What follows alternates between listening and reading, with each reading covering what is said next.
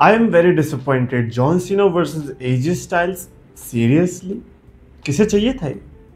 हमें चाहिए था और किसे चाहिए था? आई एम डिसअपॉइंटेड बिकॉज ऐसे मिला है। तो yes, the champions of the world mode ready extended the best wrestling creator on this subcontinent with the best wrestling audience and how dare you पापा एच। मतलब पापा एच के सामने John Cena को ऐसी हरकतें करनी पड़ी तब जाके ट्रिपल एच को ये अकल आई है। पहली बात तो मैं थोड़ा जॉन सीना से भी डिसअपॉइंटेड हूँ। मैंने जो अनरियल की डॉक्यूमेंट्री देखी वहां से ये चीज पता चली that John Cena is ready कि ट्रिपल एच तुम जो भी लाओगे मेरे लिए एक्सेप्टेबल है, तुम जो भी अपोनेंट लाओगे तुम मेरे लिए अच्छा ही कर रहे होंगे, ये है वो है। और फिर अब सोशल मीडिया पे जाके या फिर इंटरव्यूज में जाके जॉन सीना ये चीज बोल रहा है कि मैं अपने ओपोनेंट्स चूज नहीं कर सकता। अबे तो करना, अबे तो कर भाई। John Cena should be the last person to say this. मतलब आपके पास इतनी पावर है, इतनी पहुंच है, आप जब कर सकते हो तो कर क्यों नहीं रहे? अब देख लिया, कर दिया ना ट्रिपल एच ने कबाड़ा। अबे भाई वो बंदा अपने लिए ओपोनेंट नहीं ढूंढ सकता सही से तो तुम्हारे लिए क्या ढूंढेगा? मेरे को लगता है जॉन सीना को अपनी यहाँ पे पावर बहुत अच्छे से यूज करनी चाहिए थी। क्या ये सिर्फ हॉलीवुड के लिए बचा रखी है क्या? अब अकल आ रही, अब लास्ट में ट्वीट डाले जा रहे हैं। रॉ से पहले ट्वीट डाल दिया जॉन सीना ने कि John Cena versus AJ Styles. अब मेरे को सही में नहीं पता कि ये कितना लाइक WWE से पूछा गया था या नहीं, या जॉन सीना की खुद की डिमांड थी। मतलब ट्वीट देख के तो लग रहा है खुद की डिमांड थी, वरना रॉ में इसका कुछ तो होता। रॉ में तो जॉन सीना आया ही नहीं। सही में उस ट्वीट से ऐसा लगा कि मे बी आज रॉ में कुछ भयंकर होने वाला है। सीना एंड स्टाइल्स का फेस ऑफ एक्सेप्ट करेगा जॉन सीना, ये चैलेंज एजे स्टाइल्स ये चैलेंज एक्सेप्ट करेगा, बट ऐसा कुछ भी नहीं हुआ। इनफैक्ट बाद में जॉन सीना का दोबारा से ट्वीट आता है, उस पर भी ऑलमोस्ट सेम लाइक्स हैं, 70,000 लाइक्स हो चुके हैं और दोनों के कंबाइंड इंप्रेशंस भी मिलियंस में है।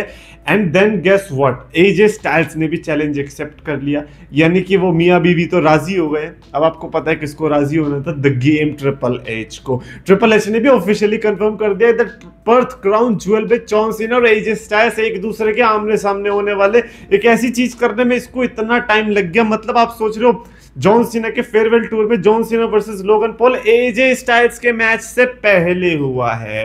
And this is just sad. However इतना भी सैड नहीं है, बिकॉज अल्टीमेटली फेयरवेल टूर का मतलब सिर्फ नॉस्टैल्जिया लाना नहीं था।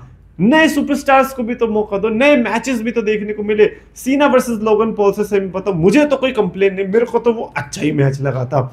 इनफैक्ट सीना वर्सेस लेजनर से बहुत लोगों का कंप्लेन है, इसलिए जब जैसे ही वो खत्म हुआ उसके रिजल्ट से जिस तरीके से जॉन सीना पेटा है, everybody went to triple H के दरवाजा खोल, दरवाजा खोल, आज तू पिट के ही निकलेगा भाई साहब। मतलब पलूजे में इसकी, मतलब पलूजे में सोचो यार, इसने जॉन सीना को तबाह कर दिया, लेकिन अपनी बीवी के लिए हॉल ऑफ फेम, कि मेरी बीवी हॉल ऑफ फेम में जानी चाहिए, ये जॉन सीना जाए ऐसी तैसी कराने। मतलब ये ट्रिपल एच ने भाई बहुत गलत किया। मेरे को ऐसा लगता है जॉन सीना के फेयरवेल टूर के साथ चंद टिकटें बेचने के लिए।